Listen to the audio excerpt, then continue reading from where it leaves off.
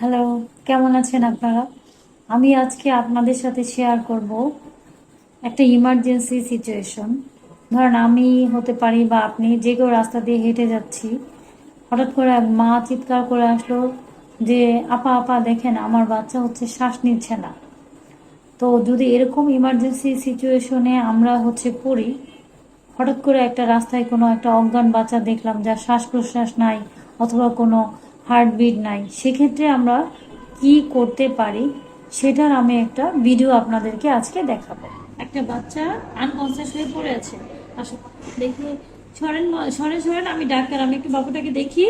আচ্ছা, বাবুটা রেসপন্সিবল, এই যে বাবু, দেখি দেখি দেখি দেখি, কোনো রেসপন্স নাই, রেসপন্স নাই। আমি পালসটা দেখলাম, দেখি যে পালস নাই, বাবু পালস নাই। তাহলে আমি প্রপার পজিশনিংটা করব, হেড লিফট, হেড টিল্ট, চিন লিফট, লিফট। যেহেতু পালস নাই, আমি এখন পজিশনিংটা করে এয়ারওয়ে ক্লিন করবো, ক্লিন করে এখন আমি চেস্ট কম্প্রেশন দেবো। 1 2 3 4 5 6 7, এভাবে 30 দিব। 30 দেওয়ার পরে আমি রেস্কিউ ব্রেথ দিব। কার কাছে রুমাল আছে? মুখটা নাই, তাহলে আমি এখানে ধরে আমার নিজের রুমাল দিয়ে নাক চেপে ধরবো,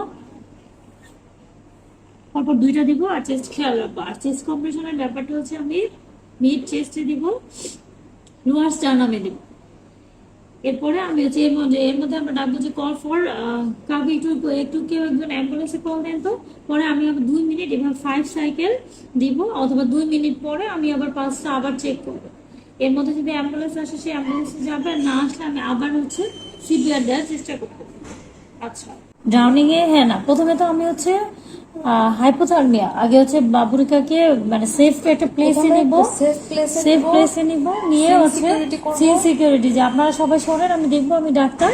তারপরে যে হাইপোথার্মিয়া, ওর যে ভিজা ক্লথ গুলো আছে আমি সব সরাই ফেলবো। এরপরে আমি বাবুর রেসপিরেশনটার ইয়েটা দেখবো আর ক্লিন করবো। এয়ারওয়ে ক্লিন করে আমি আগে মাউথ দেখবো পালসটা আছে কিনা, দেখি পালস আছে, মাউথ টু মাউথ ব্রিদিং দিব, নাক ধরে এরকম দিবার, মাউথ টু মাউথ ব্রিদিং দিলাম।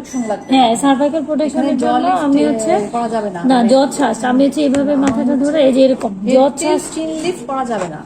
না, আমি ফিক্স করে, হেড ফিক্স করে, তারপরে এখানে দিয়ে এই যে এটা নিচে নামাবো, এটা জজ ট্রাস্ট। এই যে এখানে ধরবো, এখানে একটা ধরবো, আর জটা এইভাবে নেবো, জজ ট্রাস্ট। এয়ারওয়ে ব্রিদিং সার্কুলেশন, অ্যানাফাইলেক্সিসও আমার সেম।